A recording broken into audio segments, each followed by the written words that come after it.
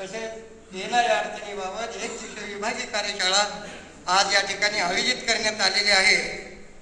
त्याबद्दल तर मला तसेच व्यासपीठावर उपस्थित आजच्या कार्यक्रमाचे अध्यक्ष उपजिल्हाधिकारी अध्यक्ष भारती गीते साहेब यांचंही मी स्वागत करतो आणि त्यांना त्यांच्या सर्व समाज बांधवांनी टाळ्या वाजवून त्यांचं स्वागत करावं अशी मी विनंती करतो। तसेच आजच्या कार्यक्रमाला लाभलेले प्रमुख पाहुणे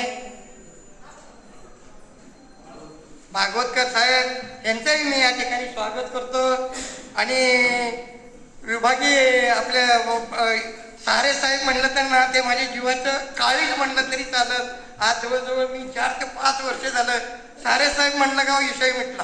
सारे साहेबांना ओलार समाजाच्या नसा काय आहे, काय पाहिजे समाजाला आणि खरंच मला त्यांच्यापासून अतिशय चांगल्या पद्धतीनं ते मार्गदर्शन करतात। समाजाला काय मिळालं पाहिजे आणि कोणत्या वस्तू मागितल्या पाहिजे तर सारे साहेबांचं मी अतिशय कौतुक करतो।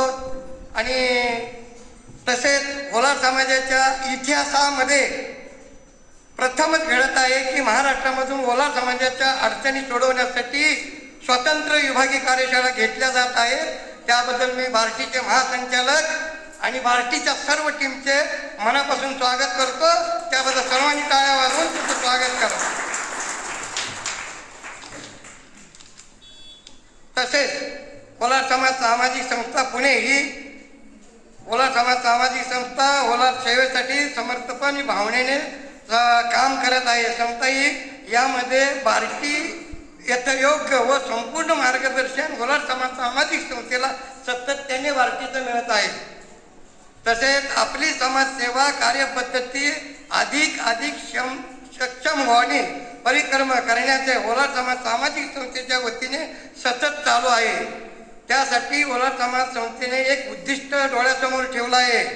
लक्षात घ्या काय उद्दिष्ट ठेवलं हे सर्वांनी आज या व्यासपीठावर मी उपस्थित करतोय समोर ठेवले आहे ते म्हणजे 2025 या कालावधीमध्ये ISO 9001-2015 हे आंतरराष्ट्रीय गुणवत्ता व्यवस्थापन प्रणाली मान्यता प्रमाणपत्र करण्यासाठी व ते प्राप्त करून घेण्यासाठी समाजसेवा करण्यासाठी आंतरराष्ट्रीय स्तरावर प्रमाणपत्र मिळवणाऱ्या वचनबद्ध आहे। 2025ला ISOचं प्रमाणपत्र हे संस्था आपली मिळवणार आहे आज मी तुम्हाला आश्वासन देतो। तसेच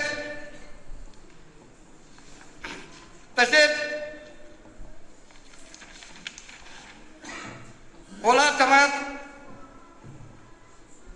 सामाजिक संस्था महाराष्ट्र राज्य संस्थेच्या वतीने भिन्न विचारातून यशाचा मार्ग व डॉक्टर बाबासाहेब आंबेडकर यांचे विचार जीवनात यशस्वी करण्यासाठी समर्थपणे ठरतात। त्याचे काही महत्त्वपूर्ण विचार आणि तत्वे लक्षात ठेवा। 1. शिका, संघटित व्हा, संघर्ष करा। बाबासाहेब हे प्रसिद्ध विचार आहे। शिक्षणाच्या माध्यमातून आपण आपले जीवन सुधारू शकतो, संघटित होऊन समाजाचा मुकाबला करू शकतो आणि संघर्षाच्या माध्यमातून समानता आणि अधिकार मिळवू शकतो।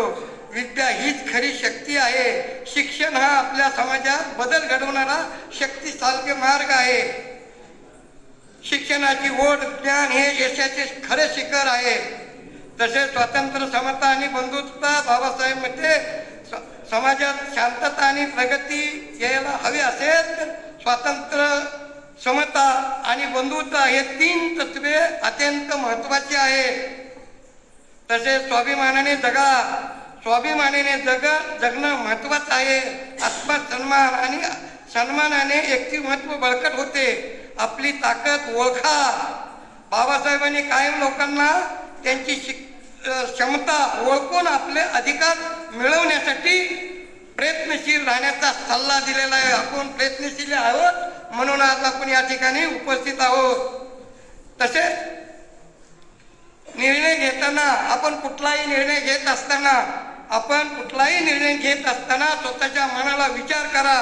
बाबासाहेब सांगतात की निर्णय घेताना स्वतःच्या अंतःकरणाशी प्रामाणिकपणे आवश्यक तो त्यामुळे निर्णय शुद्धता राहते. म्हणजे आपण कुठलाही निर्णय जर घेत असो तर खरंच अंतःकरणापासून प्रामाणिकपणे जर निर्णय घेतला तर तो यशस्वी झाल्याशिवाय राहत नाही.